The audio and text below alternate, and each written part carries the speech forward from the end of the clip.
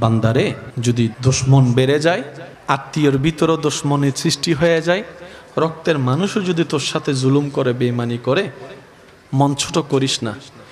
তোদের জীবনের প্রতিটা ক্ষণে কিভাবে মোকাবেলা করবি সেটা প্র্যাকটিক্যাল শিখে নেওয়ার জন্যই আমি প্রত্যেকটা নবীকে এক একটা মুসিবত দিয়ে তোদের জন্য শিক্ষার ব্যবস্থা করে দিয়েছি। সুবহানাল্লাহ। তোদের উপর যখন আপনরা বেশি কষ্ট দিবে, জুলুম করবে, ইউসুফ নবীর জীবনীটা একটু খেয়াল করিস। ইউসুফ নবীর জীবনীটা একটু খেয়াল করিস। ওনার আপন রক্তের ভাইয়েরা কি পরিস্থিতি ওনাকে করেছিল যে কূপের মধ্যে ছোট বাচ্চাকে ফেলে দিয়েছে, কিন্তু আমি রব তাদের সে প্ল্যানিংটাকে নষ্ট করে দিয়ে যারা ওনাকে কূপে ফেলে ধ্বংস করে দিতে চেয়েছিল, আমি সেই ইউসুফকে মিশর পর্যন্ত পৌঁছাই দিয়েছি।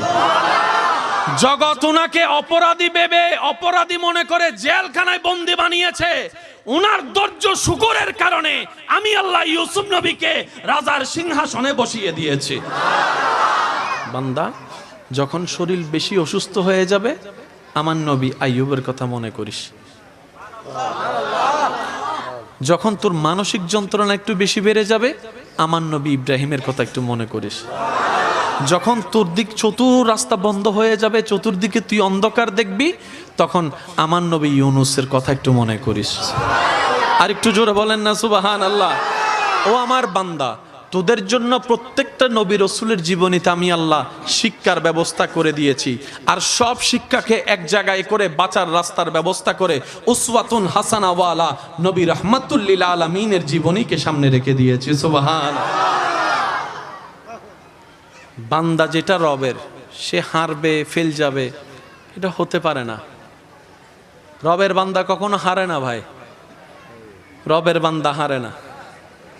আমি হয়তো বুঝাতে পারছি না আপনাদেরকে। রবের বান্দা হারে না। যারা হারে তারা রবের বান্দা না।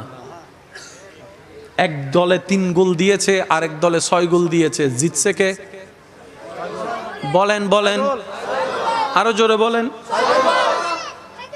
5টা ম্যাচের ভিতরে একটা দলে 3টা জিতেছে, আরেকটা দলে 2টা জিতেছে।